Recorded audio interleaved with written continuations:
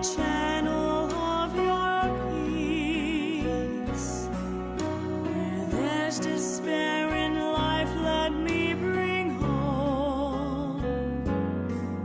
Where there is darkness, only light. And where there's sadness, ever joy.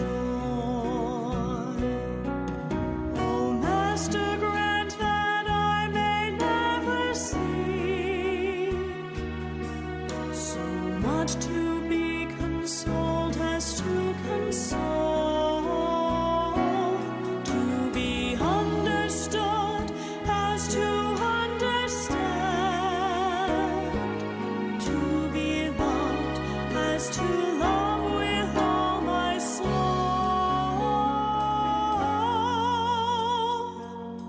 Make me a channel of your peace.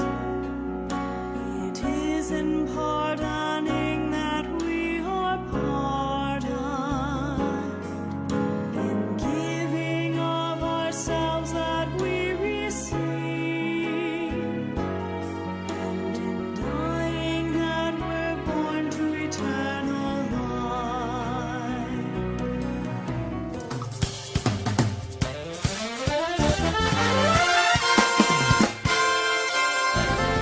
Cebu Catholic Television Network joins the global cooperative movement in celebrating the decade of cooperatives. In the run-up to this glorious milestone, CCTN Channel 47 proudly presents COOP TV.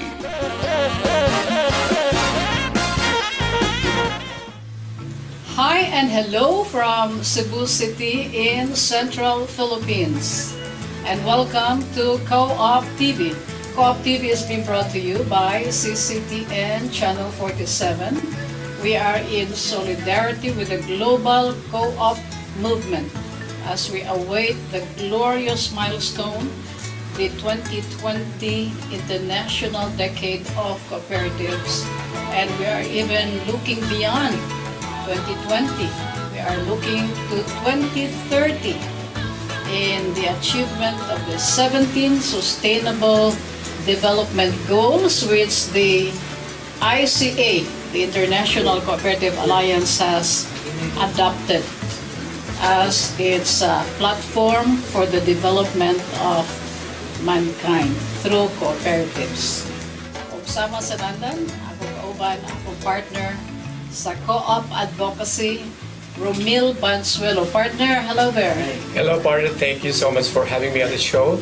Hello, cooperators and televiewers. Thank you for keeping it here on COOP TV Saturday after Saturday. Lipay kayo ko, partner, today because I'm surrounded by three of the most empowered women in Cebu. We are doing this Yes. on February 12 and in 3 weeks time, no? Atong sa Ulugon ang International Women's Day. The global celebration falls on March 9, 2019, and we are trying to, create a momentum here on COOP TV by highlighting the celebration by featuring, as you mentioned, empowered women. Mga accomplished kayo ni nga mga kaubanan nato sa movimiento, mga co-op leaders and very active in their respective primaries and federation. Unahon ako og paila-ila, partner, ang usa sa mga pag-iitan sa byug kaayo nga cooperator, no, has a track record of I would say 20-30 years in the movement as a member of the board of directors, manager, tanan na lang, no, mura og she's been there and done that. O naasay mga accolades that have come her way tungod sa iyahang active and aggressive kaayong engagement with the co-op sector. She is currently a member of the board of directors, a vice chair in fact of Tecton Entry Multipurpose Cooperative, the ever lovely Roberta Meli Verano. Hi, Mel.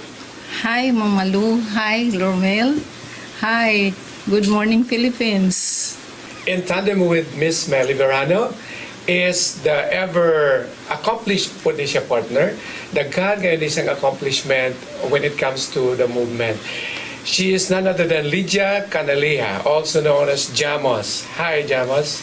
Hi and good morning televiewers, good morning cooperators, and good morning world, good morning Philippines, good morning Mama Lou and Romel and Miss Melly. Jamos is the former CEO of Lipiamco and Yes. currently an active member. I think she's the focal person in the Credit Sharing Information campaign of the Philippine Cooperative Central Fund, PCF. So, ingon ana ang mga pegs sa ato ang discussions about co-op updates on this show. But as I mentioned, partner, we are trying to build up momentum here for the celebration of IWD 2019 because very fortunate kayo ang Co-op TV to have engaged with the Provincial Women's Commission last year, partner. Nag-collaborate man ka, no, sa PWC in the celebration of IWD. And the theme then was, through cooperativism, we make change work for women.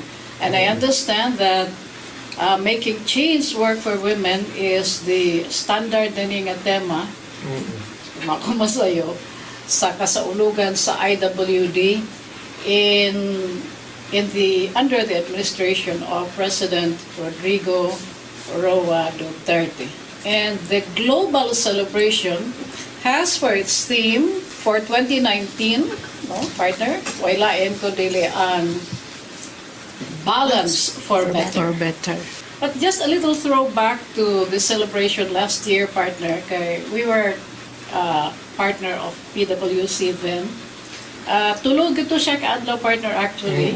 That was from March 14 to March 16. The day 1 was devoted for co-op sharing. And that was also another milestone for the PWC kay ika-18 man tingali ito nga Philippine Women's Congress celebration, and so that this year would be the 19th. Og mao na nga nice kaayo if we have to revisit that, no, because co-op nga side we were able to bring in members of 50 loose organizations of women that Vice Governor Magpale wanted to graduate into co-ops. Nindot na nga atong balikan unya, partner. Yes. Kamusta na no? Katong 50 ka mga women's organizations. And another thing is also the pay for work scheme, no, nga gipasugdahan sa Department of Labor and Employment and the DILG with the participation of the LGUs, because in Daan Bantayan there are 17 women's groups nga gitap sa DILG o sa DOLE to plant trees along the river banks of Daan Bantayan, and they were paid for it, partner. Katong 750 ka mga kababayan. And before we went on the air, ningon si Melly nga ninduto siya nga, and Jamos here was also mentioning that we need to have a more sustainable nga programa nga dili lang ni kutob sa pagpananong. Maybe we can sit down again together and cultivate the idea, because murag kana gyud kanuna ang kanang mo gawas nga tema, no, sustainability. Anyway, kini bitaw ang atong pagsaulog sa IWD kanunay gyud ni nga mahikop dito sa gender equality. GE gyud na kanunay. And so I'd like to ask Mel, how is the principal working in your own co-op? Let me first define what is my view on gender equality. Para nako, gender equality refers to the equal opportunities given to men and women, equal opportunities on financial education and development, and mostly empowerment for the women. And speaking of women empowerment, I could say that it refers to women's self-worth, ang iyang role inside and outside the home, which can make or effect change in life. Ibaw ka, Mel, no? Kini, og dili ni sa pag-denigrate sa mga male nga population, ha? Kay nag-inusara na pa ni nga lalaki din sa atong panel. Pero, wingon niya ni ako partner nga. Daog-daog naman ko ninyo. Daog-daog yun ko ninyo, ha? But then, you know, when we think of creation ba, anha, yun ta maka-marvel, no? Sa beauty, sa creation sa Ginoo. We made women the more sensitive gender, no? Who has a, you know, a flair for beauty, for the kanang mga aesthetic ayo nga mga senses and values, and so that if we bring these gifts nga gihatag sa Ginoo sa babay, her sense of beauty, her sense of aesthetic values, no, kana ang kanang tenderness, ang kanang nurturing of values, and then you know ibutang na to atong ibutang sa home and sa work. I mean, What a beautiful the word. beauty, imagine the how beautiful the world is, no? And so maminaw ta sa take ni Jamos about gender equality. I would agree with Melly nga kung hisgot og gender equality, it's balance. Again, balance in terms of responsibilities, going back kung naa ka sa panimalay, balance, and then the way you look at things, wala na there's no kada bitaw distinction nga kumo kay lalaki ka ingon ani kumo kay babae ka maora ni dinhira ka kutog like that stuff, but it should, I would strongly say na gender equality should also start at home. And I think kini bitaw nga kanang campaign, no, or consciousness about gender equality and the qualities of both men and women. Nakapagawasab ni sa mga kanang ancient nga mga traditions nga wa gyud lami. Nga ang kanang Correct. lalaki dili ang ayan nga mohila. Right. You know? Right. Because so many men, I mean, they have the right to express their feelings, no, their emotions. And so, karong panahon na dili na bati tanahon, ulaw ay, or even, you know, inappropriate for women, for men, Men, Yeah. to to cry. show their emotions, to shed some tears, no? Kay, kwami ano, I mean, that is human, being human, di ba, Jamos? Yep. And dapat to'y, di ba nato'y notion sa una nga men should not wear pink. O kay pink is for women. No. So dapat si lalaki blue ginaiyaha and the dark colors, but naday mga statement karon nga real men wear pink. Yes. Ah. I do. Yeah. Pasulob na. Ako nilong iba-ilo. Pilot. Your comment on that, partner. Correct na, partner. Better the balance, better the world. Yeah. Because of course, kinanglang balance yun maganato. Kung puros na lang men, then it will be a loop-sided. There will be no balance. Kay lahi raman ni ang kung puros lang lalaki, no, ang even in the organization.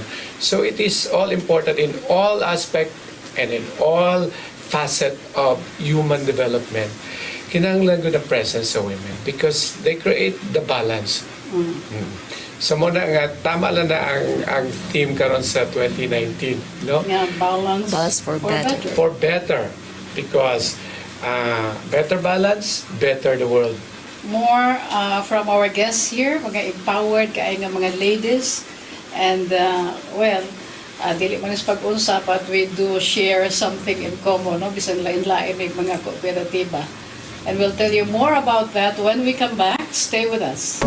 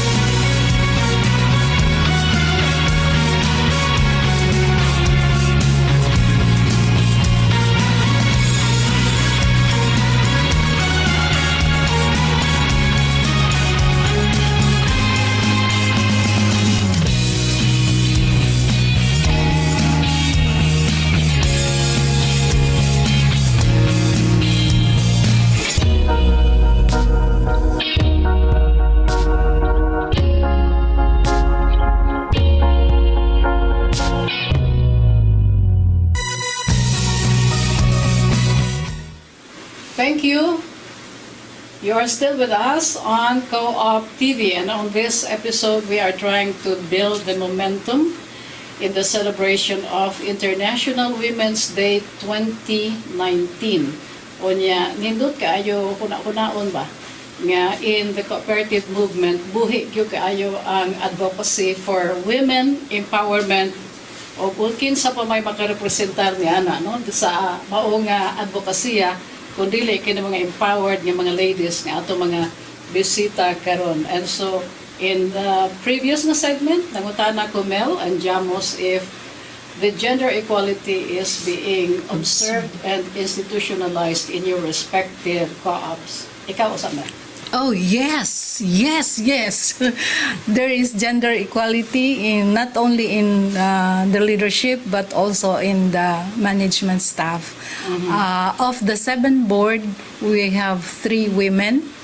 Of the 10 committees, constitutional, both constitutional and working committees, we have 6 committee headed by a woman. So, Unsa man outnumbered sa mga babae, mga lalaki? as I say, balanse. Kay di man gyud mabalanse ang 7, so maglabaw gyud ang 4. But there's still 3 women sitting in the board. But in the committees of 10, 6 committees are chaired by women. And the Gender Equality Committee has long been There, set up, no? yes. Oh. It's part of our policy. I think even before the proclamation of CDA being part of our constitution or bylaws in the co-op, gender has been observed. Duha man ka co-op ako ang I am member with. Yeah. Aside from being affiliated with PCF at the primary co-op level, I should say ang officership, the leadership is more of women. Women? Okay. Than men, of And course. this is in what? Ang si LiPM ko for one, I am with LiPM ko, I'm the chair of the audit committee. Ang board is dominated by men, but all the rest among the committees, women siya, only 2 or 3 are men.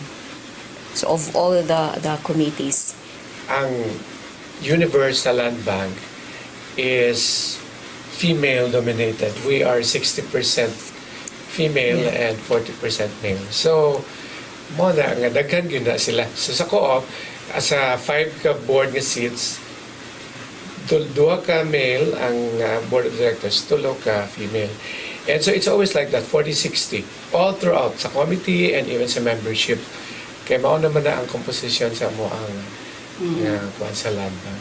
So, but then, the awareness about gender's equality was not incorporated to us, not until nga forced na gyud sa CDA. No, we were not aware about gender equality. Kay total ang mga women diya, mao naman na mga managers of women. So mura given na siya ba? So dili siya kinala pa ba to natural na lang man siya nga kuan kay they are more mas daghan man sila no kaysa male. But then dito na mo na realize nga kinahanglan gyud ang awareness pod no kay kanang lahi ra gyud kung ma-educate ka that there is an awareness about gender equality.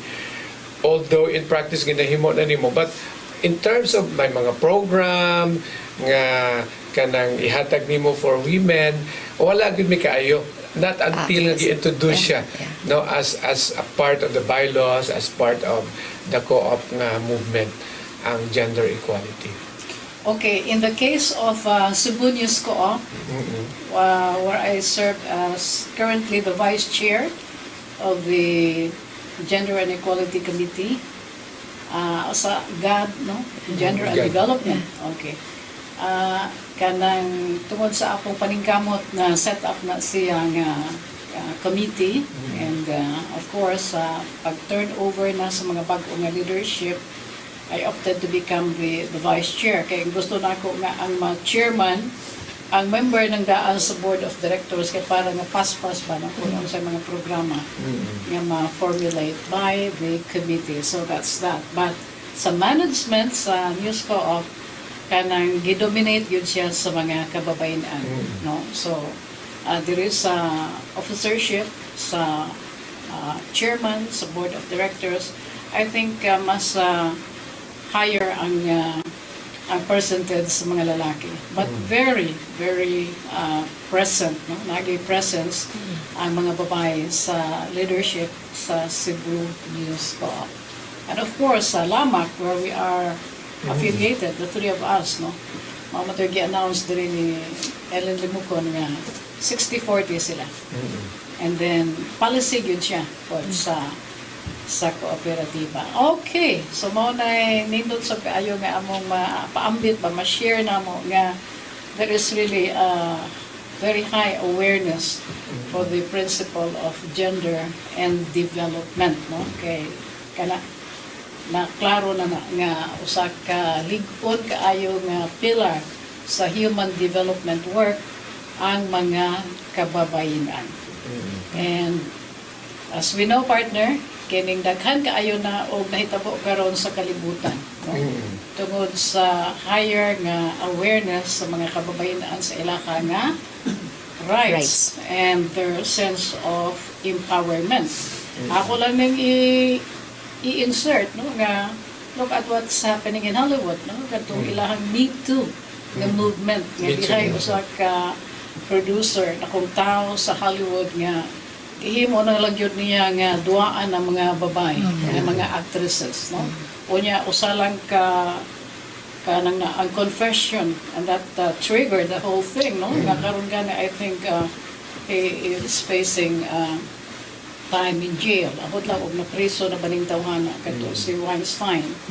And I think that is also happening in the Catholic world, no? Nagawas naman ng mga istorya, no? Nga mga kaparian nga ilaha nga gipanamastamasan ang mga kamadrihan, and this is, I think, the fruit of women empowerment, no? Kana nakita gyud na nato and how society is evolving tungod sa power sa mga kababayenan. Muna nga feeling gyud nako ang IWD 2019 has really, you know, kanang nakapa-lift good ba sa potential, sa power sa mga kababayan. And so our question to our guest partner would be, are women better off now than they were 20 or 10 or 20 years ago? Unahon na ko si Janus. Statistics would show. And nga mas better off na ang level of women today. I think as early, murag 1970s, there were already moves for awareness on gender equality. So it's a process manggod ang empowerment of women. So along the way na ay mga katunang na-mention ni mo, Ma'am Malu, na we are now more empowered than before. Okay, looking at the statistics in BPO, most of them are women.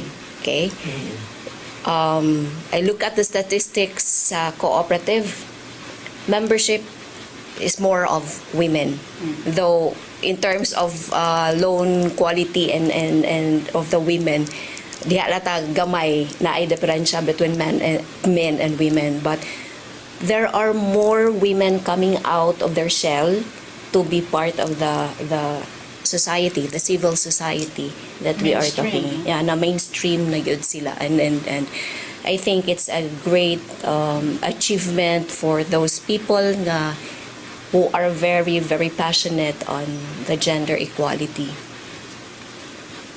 Yeah, women are empowered nowadays, especially they have participated even in politics.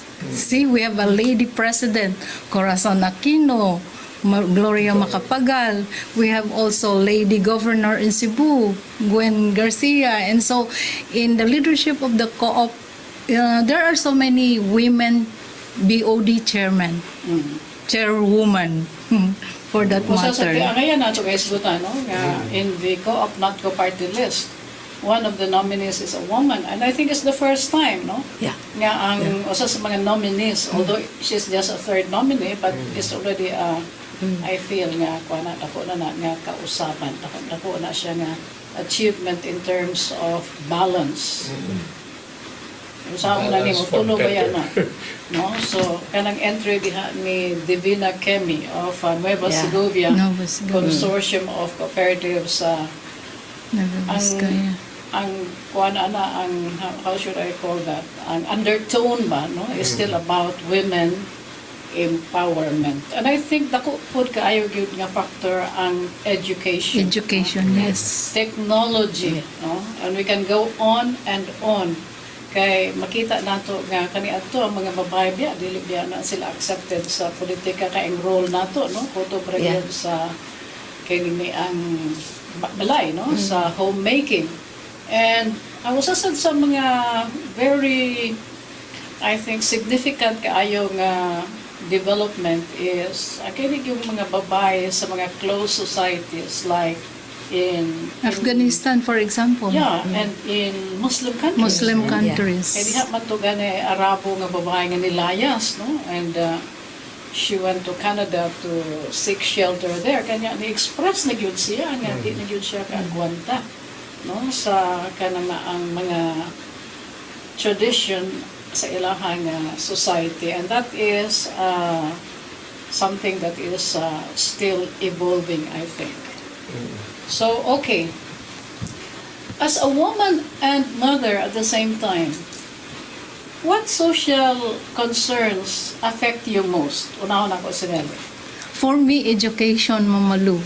I really am an avid worker for education, not only for cooperative education, but it would include health education, sexual education, gender equality education, all kinds.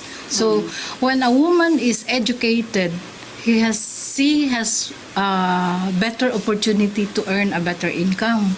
And then makaparticipate siya sa iyang political and development activities in the community.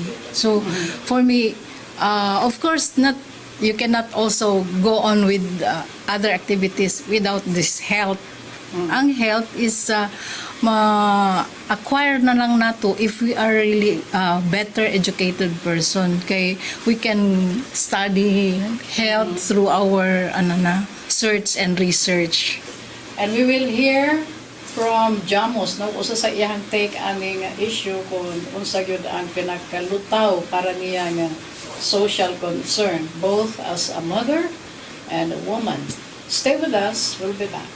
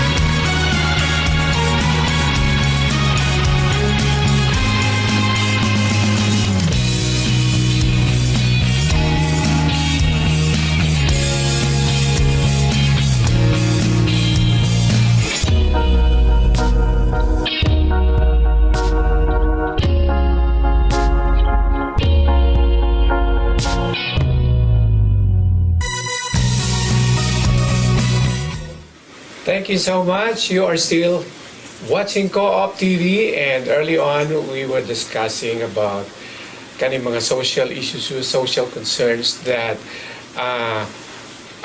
women are very much concerned about. And so we want to ask Jamos about this, Ma'am Jamos?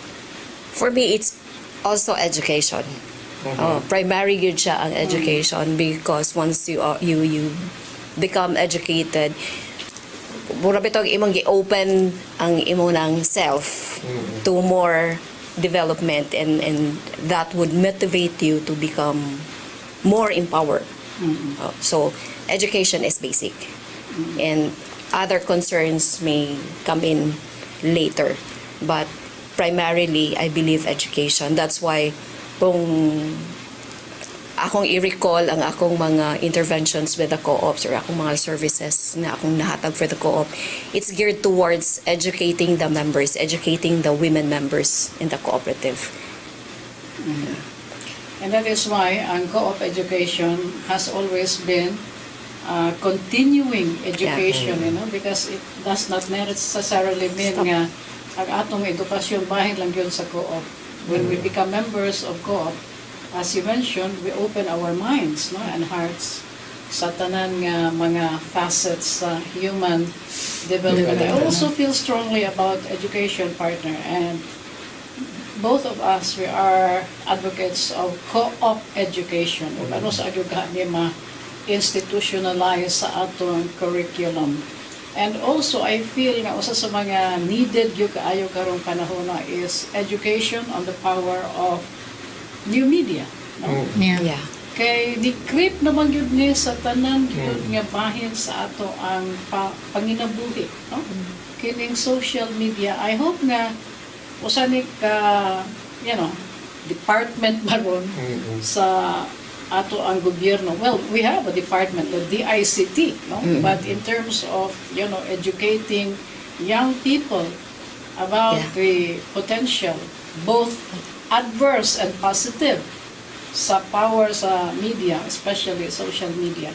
Kinigawas ba ito, and I posted this on my Facebook account, nga na i-research nga gihimo, nga ang mga nga generation, kining after the millennials, na ako mag-bag-o nga generation, is this another generation nga, according to research, taphaw yung kaayo ang ilahang involvement sa mga social issues. And in fact, nasa study nga nagpakita nga ang mga senior citizens mas kusog kuno kaayo nga mo share og fake news, partner. Would you Mao naman ang mga findings ka.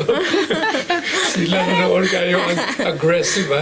Yeah, murag wala sila basta kay makakita sila diha og mura og sensational kaayo nga news, even if wala na sila magkuti-kuti fake ba ni o sa by source ani basta kay kusog kuno kaayo, partner, nga mo share og fake news ang mga senior citizens. And on the other side, ang mga batanon karon wala sa sila paki Wala na sila pake. sa mga balita. Wala na. Because ang mga batanon ko, na-notice po na ko, partner, kay murag ang ila ba nga, murag everything is naa naman na diha. So, dili na lang sila kaayo mo pakialam, mo mind, no? Because they are provided, they are sent to school, and ang ila na lang is to enjoy whatever there is, no? Sakto ka diya, partner, kani gawasab na sa usa ka pagtuon nga ang inclination, ang disposition, or ang mindset, no, sa mga batanon is ang gratification, no, ang ilang kaugalingon, no? And that is why we have selfies, no? So mao na siya nga back to our concern for education, no, sa social media, sa new media for that matter. Kaya nga usab ya gyud ang tanan nga sistema sa ato ang panginabuhi. These are all kana bang ngilngig kaayo nga mga disruptions, and we have to find a way of balancing everything. So, bisa na gani sa social media or new media, balance is still better. Okay. Karon, as we, highlight the role of cooperative women in IWD 2019, am I glad nga aton islang bisita karon because they have been honored, no, by a charitable organization based in London, in the United Kingdom, ang International Credit Union Leadership, Development and Education Foundation chaired by Barry and Marilyn Epstein. Nahimo natong bisita ni atong Setyembre sa miagi nga tuig, and nindot ni nga atong mahisgutan partner, and that Melly is here because Melly is instrumental in making Asia also the hunting ground for cooperative and credit union activists. Mao na nga we have Joe Biden's nga mostly gikan na yun sa Pilipinas. Nga, Ug dili lang Cebu. kay Pilipinas kundi mga Cebuano. Cebuano. And we are very happy to, extend this recognition to Melly for making possible the search for the Joe Biden Award is in Asia. Mel, ngano to nga, well, we heard that story, but I like to hear it again. Kung yun sa nimo pagkulit, no? Si Mr. Barry Epstein, nga pahigayon sa diri sa Asia. Well, thank you, Mama Lu, for highlighting that issue. No, actually, again, sa social media, I didn't meet Barry then, pero through social media, nag-email me. So I was accepted in the DEEU. That was prior to my Joe Biden Award. So that was 2013. Gidawat ko as a scholar the Development Education European Union, so DEEU. 2013. So ni-graduate ko dito sometime in November 2013 with bringing hope nga nako ang akong project nga gi-propose dito, and that is the mini library. I was inspired kay at that time kami ni Ched went to visit the Roxdale Society nga where the seat of cooperativism started. So nindutan ay niro. Sabi, can I do this in my own co-op? It's just a small cute nga nook where I can store some memorabilia, like for example ang first typewriter namo, ang oldest nga passbook dito, ang katong mga t-shirts that were I think Mel, nindot kaya nang imuhang nahuna because it's not just about storing memorabilia, but it's more like co-op heritage. No? something Big like word that. yung Yeah. kayo ni ang heritage karong panahon na. Combination man sa old and new, di ba? Because ang Yes. mga books po, ang mga materials, yung mga bago, naman po dito, it's Yes. an archive, but it's a library. The history of the co-op, including the leadership, gikan sa first nga nag-BOD chairman, namatay na raba, and then succeeding at to the present. So it's really Archiving. yeah. So I call that mini library and archive center. And for that, you won the Joe Biden Award in 2014. Actually, I really did not expect for that because that was just very simple project and very minute. Nakita naman ninyo. But then they considered my life story in the involvement of the cooperative movement. So, mao to siguro yung naka-trigger pod. And then, pagkulit-kulit, nga, please include Philippines. Philippines raman akong giingon nga, i-include. Kay it was not in their list. It was only Great Britain, Ireland, and then at that time North America, and then at that time they were including Africa. And Caribbean. Karon na lang ang Caribbean. Karon na lang ang Caribbean. Oh, ang Africa and North America kay close man sa UK ni sa hearts ni Barry. So please include the Philippines. So Melly, we cannot include Philippines because we're doing this by continent. So then you include Asia. There are so many successful cooperatives in the Philippines right there in my home.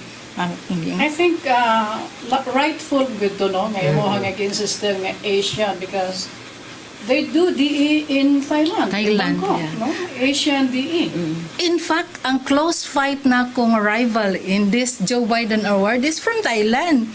The former CEO of AQ. And then, they cannot also set me aside because they really were the judges whom I did not meet were also amazed of my story, life story in the co-op. So nag-create sila og usa ka award for this man, Mr. Ranjit, Lifetime Achievement Award para sa iya ha. So they favored me, they gave me the Joe Biden Award, and I was the first recipient of this because sa akong pagkulit-kulit nga include ang Philippines, include ang Asia, not How knowing do you like that, no? Gawas nga imuha nga you made it possible for Asia to be included in the Joe Biden Awards. They also at the same time created the Lifetime Achievement Award, no? yes. Which can be granted to any So other credit any union, qualified co-op leader. Yes. In fact, I said to myself, maybe because I'm in the movement before I retire, can I have this kind of award, Lifetime Achievement Award? As you have said, I've been in the movement for more than 40 years. Kaya I started my cooperative advocacy and involvement back in my college days in 1970.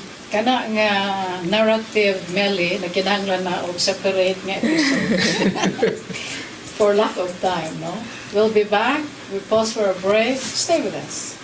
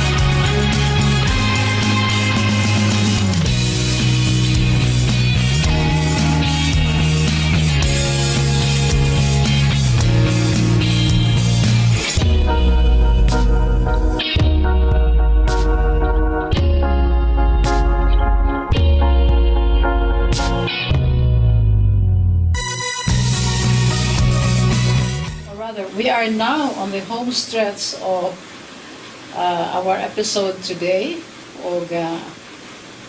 Before we went on a break, Melly here was telling us how the Joe Biden Award for Asia came to be. So, ang nahinumduman ra gyud nako, Mel, when Barry and Marilyn, visited COOP TV, ang imuha ra gyud kakulitan. So mo na nga subilano na sa imuhang kakulit. But thank you, big thanks ni mo, Mel, sa imuhang nga nabuhat para sa movement. And in 2015, 2015, usa sa mga gihatagan o pasidungog as a nominee for the Joe Biden Award is this lady here in pink nga nakaaghat usab sa recognition tungod sa iyang proyekto, which I understand was also adopted by a corporate giant. Tell us about it, Janice. Actually, ang project nako for that was nominated or that won the runner-up award. Ang take-off mong good was the project nga Look at Me. Okay. It's a financial education. That's why education good kaayong akong take ganina. It's a financial education for members or cooperative members nga free from debt or liberated from debt for those who are in the kanang nalumos na sa utang. And the program is worded as Look at Me. But sa Bisaya pa, lukat ako. Kaya napuno na ko sa utang. Yeah. Nalumos na. Nalumos na ko sa utang. Here am I, Co-op tabangi ko, Co-op as the redeemer, tabangi ko, kaya para maluwas ko, and at the top of the stair ngo naluwas na ko, look at me again. So moto siya ang DAB sa program, but it's totally a financial education with mentoring aspect. So na ay daily, it's a project actually with the entire officers and management of the cooperative. And taking off from that, ni-graduate ang project nga napasud for the award was the information sharing among cooperatives. Kay one of the learning from that is, should I have known this person or this member nga daghan din ni siya utang before siya nalumos, the cooperative could have done something. Oh, para dili na gyud siya magpunga-punga ba nga. Nana gyud siya gakinto na lang kung baga. Oh, dapat natabangan na siya sa co-op. And that From one that. for you, The Joe Biden runner-up. and the in Asia. Citibank, I understand. And yeah, the best financial education in Asia at that Awarded time by Citibank Foundation, Yeah. Citibank Financials. What year was that? That was in 2007. I Nga project. Yeah. So you have to resubmit to the Joe Biden award a new proposal or a new write-up, so that it will be current. Yeah, it's a new documentation. It's a new project, but it was an ongoing thing. Because information sharing naman siya, no? Yeah. Dili naman sa look at me ang nagdaon. It's the information sharing and my involvement in campaigning for co-ops to share the information for better credit management and for better debt management of the members. But it does not stop you with the information sharing. Okay, you're saying a while ago that unta ko nakabaw pa ko nga daghanan ni sa utang, so I could have done something. Yeah.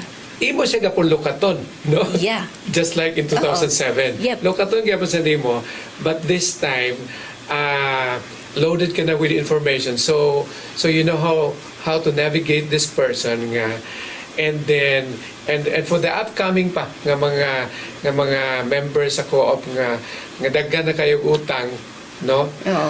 Para dili gid sila malubong, murag it's a proactive approach, Yes. no? Proactive approach nga dili na gid sila malubong. Oh. So 2014, we have a winner, we have a champion in Asia, that's Melly.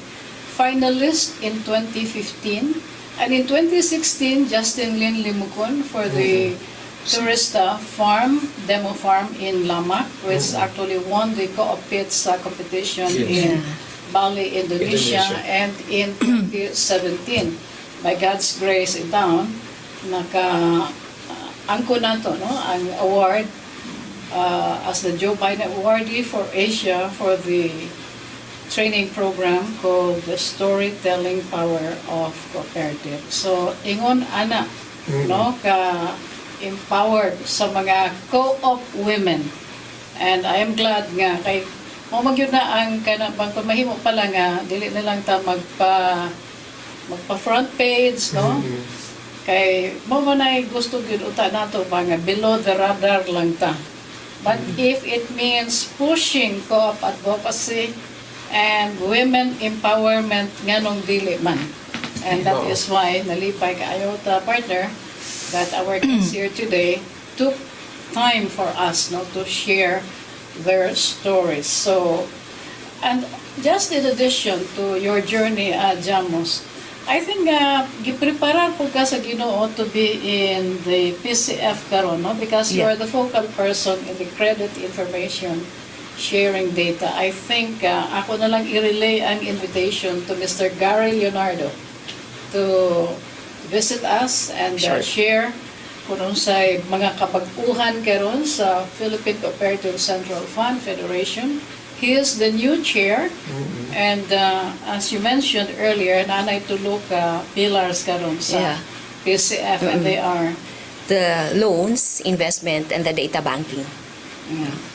So, mo na ako gingon nga, I think God really prepared you for that. And you're in a good place. Thank you. Mo nga lang nag-glow ka kaayo karong panahon. Partner, our time is up. Unsay take away ni mo ini atong episode. Well, all human development, as I mentioned, partner, and human rights issues for that matter, have a gender dimensions. So inclusion of women actually is therefore fundamental that unlocks progress across communities and nations and borders. That's my take for this episode, partner. Ako partner mo balik lang ko atong kanunay nato nga kanang gamiton nga proverb or motto nga nagkanayon. The hand that rocks the cradle rules the world. And that's a woman. Nga ang mama, ang kababayan, and even if you're not a mother, you are sometimes tasked to rock the cradle, no, as a babysitter. Yes. And that is where God's creation comes full circle. So nalipay kaayo ko nga we have this kind of celebration to highlight the contribution of women, and they are not minuscule, partner, no? Correct. Significant yun ni kaayo nga mga contribution sa movement, sa human development work, and so ato pangayon ng parting shots ang ato mga bisita. Jamos, your take. I would always believe that we are here for a reason. So, ako as a cooperative woman, murag na for the past 3 decades nga na ako sa cooperative. I am here for a reason for the cooperative, and this is a journey that I shall take to my grave. Wow. Since I belong to the CFC community, in the CFC community, they said headship is always the man. But because of my kakulitan, really, even if needing push, I pushed myself in the leadership so as to bring balance, as you have, for a better. So now, even CFC have realized nga women has a role in the development. Now, they are pushing women in the leadership of cooperatives and also in the Christian life movement nga among gisugdan sa CFC. Last na lang yun kaya na namilit naman ang ko, connect lang ko ana Mel, because during the last year's PWC, no, sa last year's celebration of IWD 2019, ginalocalize magud na, no, sa mga LGUs. Kanunay ko nga